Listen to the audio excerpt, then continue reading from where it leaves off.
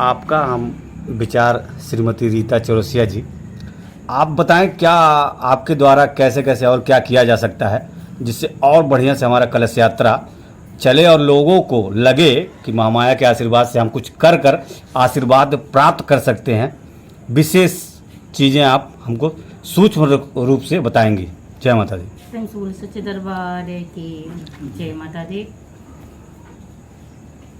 आज मेरा सौभाग्य है कि आज मैं माता मातेश्वरी सेवा दरबार पचपेरवा से लगी हूँ। सचमुच सभी माँ भक्त सौभाग्यशाली हैं, ये आज माता मातेश्वरी सेवा दरबार पचपेरवा से लगकर अपने जीवन को धन्य बना रहे हैं, कृतार्थ कर रहे हैं और दया कृपा के पात्र हो रहे हैं। आज की मीटिंग है कि सारे कार्यकर्ता भक्त कार्यकारिणी मुख्य कार्यकर्ता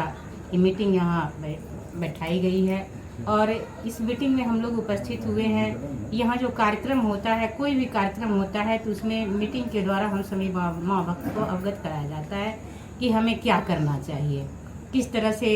रूपरेखा तैयार करना चाहिए। इसलिए ये कलश यात्रा की रूपरेखा तैयार करने के लिए, क्योंकि ये नज़दीक आ चुका है, 26 तारीख को ही हमारे दरबार में कलश यात्रा भव्य रूप से निकलती है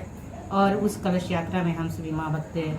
शामिल होते हैं और उस कलश यात्रा को सुचारू रूप से ले जाने के लिए हमें कैसे ले जाना है, कैसे क्या करना है, कहाँ पे इसे कलश यात्रा को जो है विश्राम देना है, पानी पिलाना है और बैठाना है, ताकि आराम करते हुए इस कलश यात्रा को आगे बढ़ाते हैं। और ये कलश यात्रा जैसा कि अभी गणेश भैया के द्वारा बताया गया कि ये माता मातेश्वरी सेवा दरबार पचपेरवा से चलकर रामनगर चौराहा पे जल ग्रहण, उसके बाद नारायणी इंडस्ट्री होते हुए गोरखनाथ मंदिर से जल पूरित किया जाएगा। उसके बाद से ब्रिज होते हुए हम सभी माँ भक्त गोलघर काली मंदिर होते हुए वापस यहाँ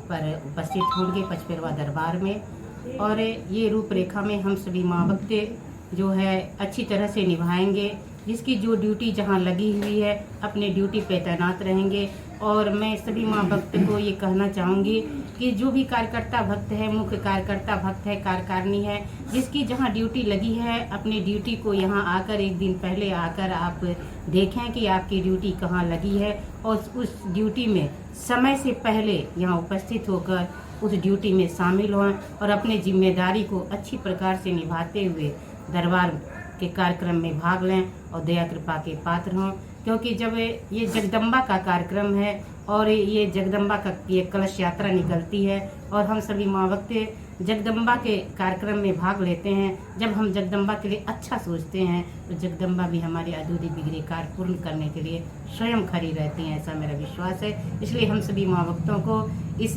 विषय में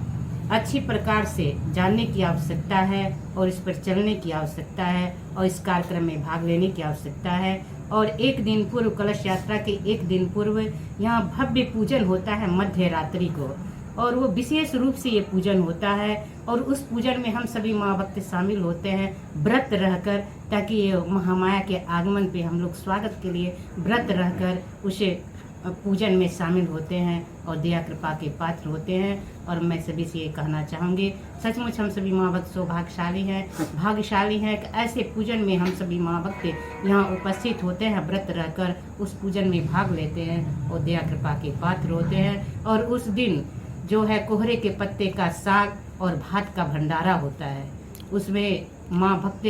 कोहरे का पत्ता जहाँ भी होते हैं वो कोई खरीद के लाते हैं, किसी के घर में होता है तो वो यहाँ लाकर दरबार में देते हैं और नया चावल का भात बनता है और उस भंडारे का प्रसाद की बहुत बड़ी विशेषता है, बहुत बड़ी महत्ता है। उस प्रसाद को ग्रहण करने के लिए भक्तों की भीड़ लगी रहती है और हम सभी माँ भक्त उस प्रसाद को ग्रहण कर दया कृपा के पात्र होते हैं। जय माता दी। जय माता दी।